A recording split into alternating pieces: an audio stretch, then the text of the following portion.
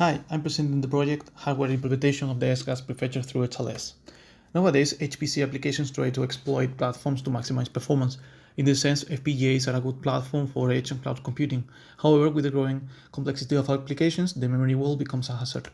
In order to avoid memory-related performance losses, one of the most interesting options is to apply prefetching to the FPGA memory hierarchy.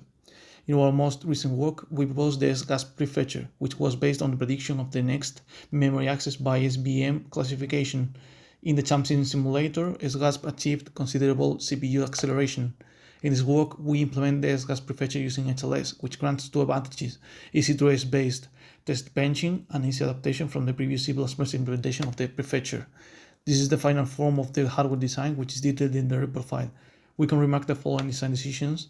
First, splitting the input buffer into input and confidence buffers to avoid read after write hazards. Second, attaching the forwarding buffers to the input and confidence buffers.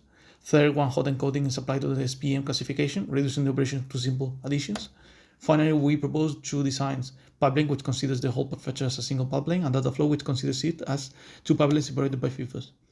We validate the hardware by applying co-simulation using HLS. In these tests, we measure the disparity from the ChampSim simulation baseline to the new synthesized hardware. The outputs were captured at model level. The input buffer and the dictionary achieve hit rates very similar or better than ChampSim. The SVM predictor and the two SGASP designs return almost the same outputs as ChampSim simulation. This is a success.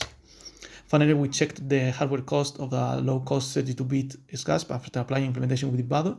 The resource budget was minimal.